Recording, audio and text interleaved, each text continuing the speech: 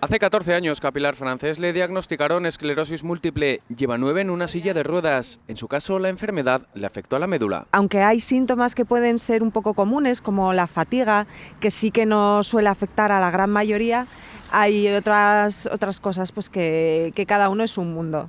Entonces no hay un curso que digas, ahora estás en esta fase y vas a pasar a la siguiente. No.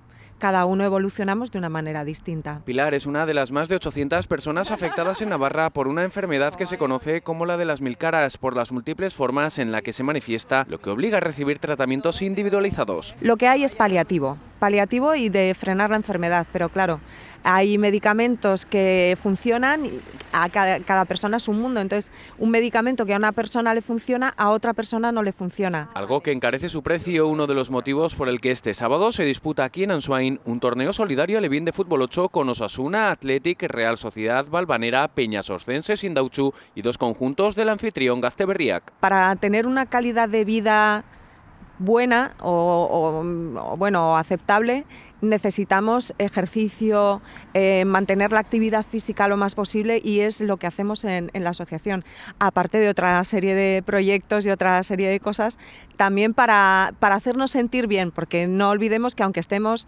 en una silla de ruedas o vayamos con muletas, bastones, etcétera, seguimos siendo personas que tenemos sueños y todo eso también es importante, no solamente la parte física, sino también la parte mental y de ocio y de vivir como el resto de las personas. La Asociación de Esclerosis Múltiple de Navarra reúne a 550 socios. 330 de ellos sufren directamente esta enfermedad, de la que se detecta un nuevo caso cada 5 horas en España, donde hay 55.000 afectados.